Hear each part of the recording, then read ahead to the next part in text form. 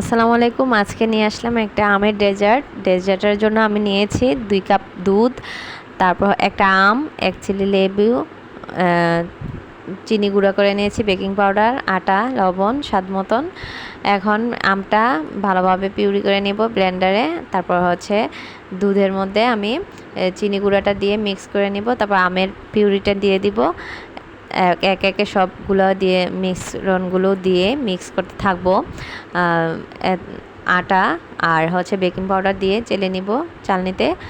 তারপর এটা ভালোভাবে মিক্স করে এতে যে এক চিলি লেবু ছিল ওই রসটা দিয়ে দিব। রসটা দিলে একটু সেন্টটাও ভালো আসে, খেতে ভালো লাগবে। আমি এর আগে কেকে দিয়েছিলাম, ভালোই লাগে, আজকে দিলাম। আর তারপর হচ্ছে আমি 2 মুখা তেল দিব, বেশি দিব না।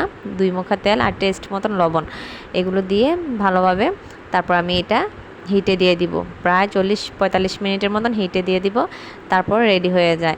আর আমার এই ডেজার্টটা আমি গরম গরম, আমার বাচ্চারা গরম গরম খেতে চেয়েছিল। ওরা ভাবছে কেক, কিন্তু কেক না। তাই একটু শেপটা সুন্দর হয় নাই, কিন্তু আপনারা ফ্রিজে রেখে ঠান্ডা ঠান্ডা করে কেটে খাবেন। খেতে অনেক মজা হয়েছিল, আমি ভাবতেই পারি না এত মজা হবে। কেমন লাগলো প্লিজ জানাবেন। ধন্যবাদ।